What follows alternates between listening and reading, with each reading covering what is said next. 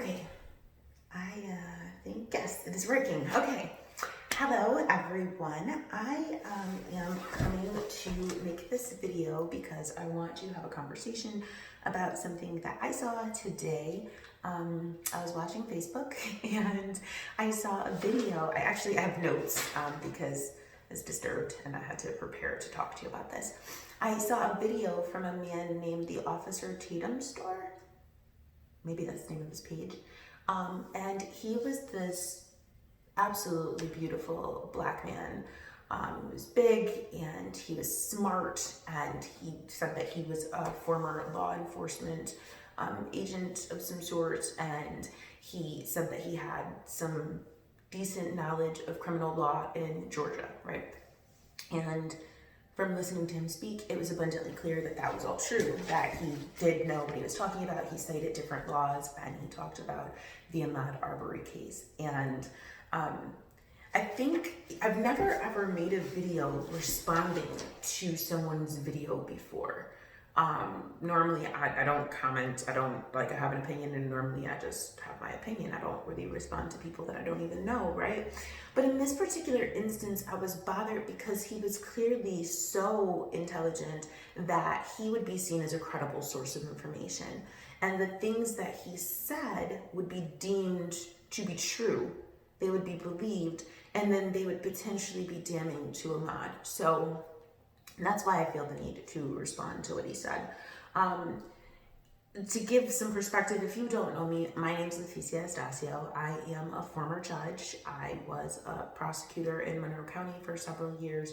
I'm currently a defense attorney in Monroe County in Rochester, New York. I have been admitted to practice law since 2007. I'm admitted in state court and in federal court. So that's some of my background. I am not admitted in New York. I am not admitted in Atlanta. I don't know the laws in Atlanta. For this video, I looked up some of Atlanta's laws to check what he said and to also reference things myself, but I'm not an admitted attorney in Atlanta, so I don't mean to imply that I am. However, I do know a couple of things about the law myself, and obviously if you can figure out New York law, Atlanta law is not that different when you look it up. So one of the first things that he says is that Ahmaud said he went out for a jog, and we don't have any way to corroborate that other than, obviously Ahmaud can't tell us, and his mother said it, but we don't know if it's true or not. And okay, but even if that is true, who cares? He doesn't have to have an excuse for being on the street. Atlanta's not even closed, so I don't understand what the argument there is. Then he says that he goes to a house, and the house is under construction. Is it framed, and is the outside or the exterior shell of the house primarily completed? Absolutely. Inside of the house, there literally aren't even walls. So to say that he goes in there committing a burglary, right? Burglary is because it's a dwelling, and he's absolutely right on his definition of burg one, and it is a dwelling. But a burglary is when you enter into a dwelling with the intent to commit a crime therein. So to assume that Ahmaud was going in to steal is to make a very large jump that we don't have any basis for making. There's absolutely no evidence before us. There's video of him in the house. They said he was in the house for approximately 3 minutes. There's 7 seconds of video. You don't see him committing any crime. So we don't have the nexus necessary to get to a burg one, but let's pretend for the sake of argument that we do, right? Burg 1 is a felony punishable by up to 10 years in state prison, I believe, if it's a first offense in Georgia. It is not punishable by death. We don't kill people over Burg 1s in this country, even when we can prove them. And in this case, we don't have any proof. But even if we could, we don't kill people for that. So that's where he and I see things a little differently. Then he says, and again, he's correct in this assertion, that in Georgia, you can make a citizen's arrest. In most places, you are authorized, if you have firsthand knowledge of a crime being committed, to make a citizen's arrest. There are very important terms used. If you have firsthand knowledge. In this case, right, we know that the individuals claim to have seen Ahmaud go into the house, but they're not in the house. They don't see him in the house. They don't see him doing anything in the house. They've never said they saw him take anything from the house or saw him bring anyone into the house, or they've never given any indication, nor does the video show any evidence that he committed any crime inside of the house. So there's no way anyone has firsthand knowledge right, of this crime occurring. So what does that mean? That means that even though you can make a citizen's arrest under some circumstances, in this circumstance, you don't have enough to get there. You don't get to go bother him. And if you do go bother him, right, if you go over and you yell at him as they do in the video and he takes off running because he thinks that you're a crazy racist redneck that's going to chase him down with a shotgun and kill him,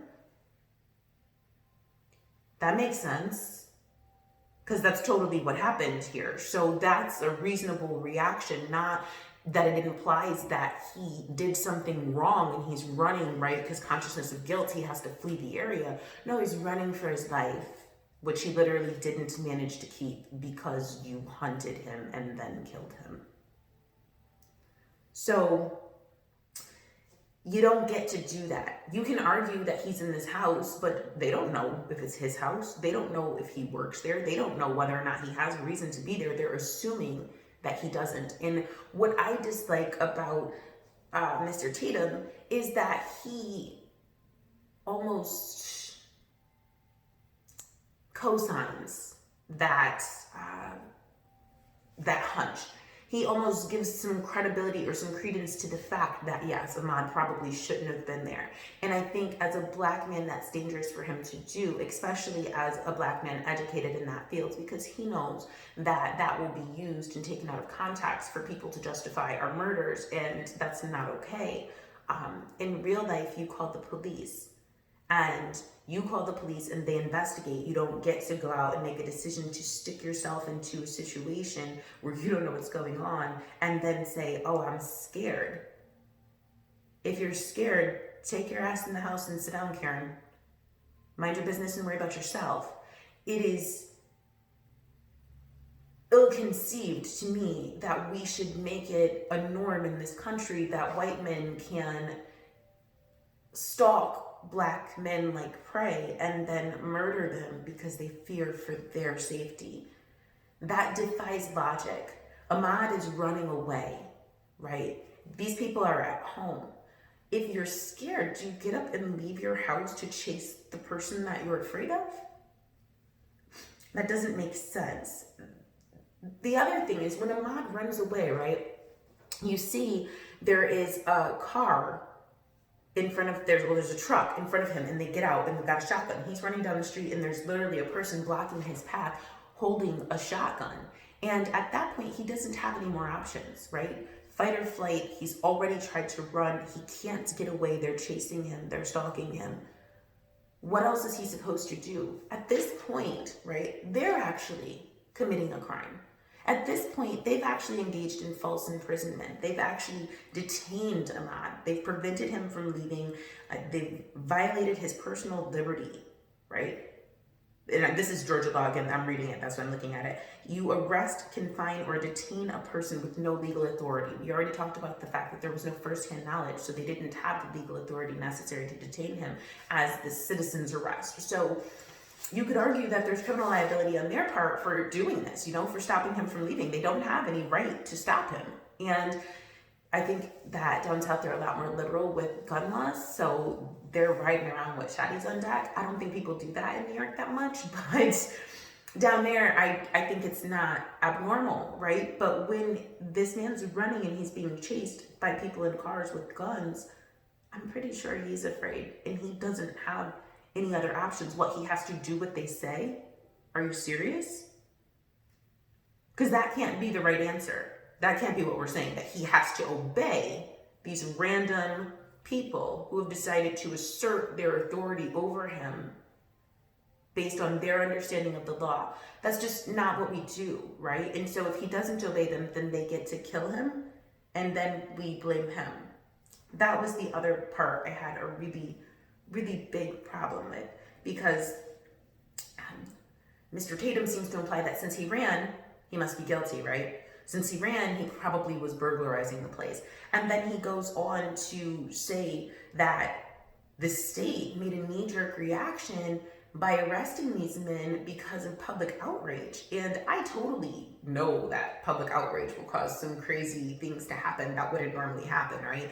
But that's not really what happened here. This is months old. These men murdered this man months ago and no one did anything. Knee jerk is when you go to the doctor and they pop you on your knee and your foot pops up and it's instant, it's a reaction, you don't have a choice, it's a reflex, it's involuntary. That wasn't what this was. This was kind of swept under the rug, and this was ignored, and this was completely mishandled, in my opinion, to have two people not be charged. Now, you start talking about evidentiary standards, and you start talking about testimony, and you start talking about a trial. There's a very large difference between an arrest and a conviction, and that's a whole different subject matter. But to say that there was a rush to arrest in this case makes absolutely no sense. There was no such thing. To go a step further and say that it was inappropriate, that the state should have convened a grand jury first to see if there was sufficient evidence to even charge these men, is so hurtful to me and to Ahmaud's memory, because you don't think that he deserved that same level of scrutiny. You are ready to call him a burglar and to say that these men were justified in their actions, but they deserve a grand jury prior to us making a rush to judgment when we literally watched them murder him on video. That's not justice. That's not right, and that makes no sense. I want you to think about the dangerous precedent we set by telling white men that they can hunt black men and then claim they're afraid, then kill them.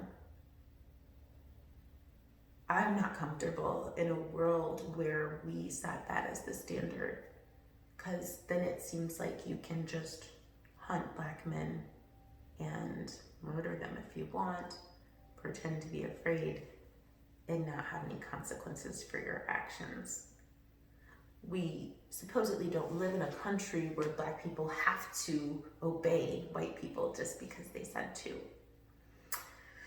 So that's really, really scary. Then finally, the last, I think, insult was to talk about Ahmaud's alleged involvement in 5 other cases.